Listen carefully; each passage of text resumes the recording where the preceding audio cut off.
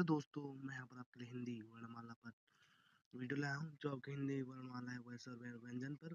तो शुरुआत करते हैं दोस्तों। वर्णमाला भाषा की सबसे छोटी इकाई को ध्वनि कहते हैं। वर्णमाला वर्णों की वैश्विक समूह को वर्णमाला कहा जाता है। कुल कुल वर्ण होते हैं 52 और 39 व्यंजन प्लस 13 स्वर होते हैं। मूल वर्ण 44 होते हैं। 33 व्यंजन प्लस 11 स्वर स्वर होते हैं हमारे अ आ इ ऊ, जिनमें से 11 मूल स्वर होते हैं और 2 होते हैं अघोष स्वर होते हैं। कुल मिलाकर 13 होते हैं व्यंजन के। व्यंजन करते हैं। कुल व्यंजन आपके होते हैं 39 और मूल व्यंजन होते हैं 30 और 25 स्पर्श व्यंजन और 4 होते हैं अंतस्वर व्यंजन और प्लस 4 होते हैं उष्म व्यंजन। संयुक्त व्यंजन 4 होते हैं और दुर्गुण व्यंजन 2 होते हैं।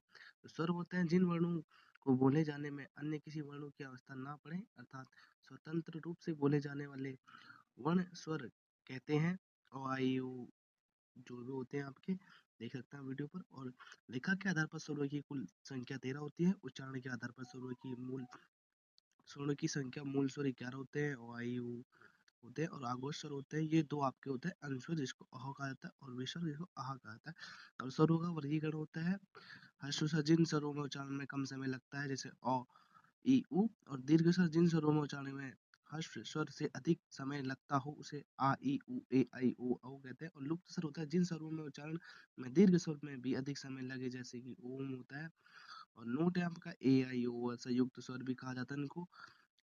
अ अथवा आ प्लस ई अथवा ए आई, अ अथवा आ प्लस ए ओ के बराबर ए बनता है। अ अथवा आ प्लस उ अथवा बड़ा ऊ बनाकर ओ बनता है, अथवा आ और प्लस ओ बना के ओ बनता है।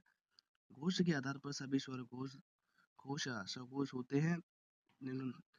अनुनासिक स्वर जिन स्वरों में उच्चारण में हवा मुंह से निकलती हो जैसे अ आ इ ऊ, और अनुनासिक स्वर जिन स्वरों में उच्चारण में हवा मुंह नाक एवं दोनों के साथ निकलती है चंद्र बिंदु के आधा होकर के। और नोट में है आपके अनुनासिक स्वर चंद्र बिंदु का उपयोग होता है, परंतु यदि रेखा के ऊपर पर कोई मात्रा लगे तो बिंदु चंद्र बिंदु के साथ पर केवल बिंदु का प्रयोग होता है। अनुस्वर होता है इनका उच्चारण केवल नाक से होता है। अहंक नोट अनुसार जिनका स्पर्श व्यंजन से पहले आता है उसी वर्ग के अंतिम नासिकन वर्ण के रूप में उच्चारण होता है। उदाहरण पर जैसे गंगा गणना, मंच मंचना, घंटा घंटा, दंत दंता, और विसर्ग होता है अह। और तो दोस्तों मिलते हैं नेक्स्ट वीडियो पर।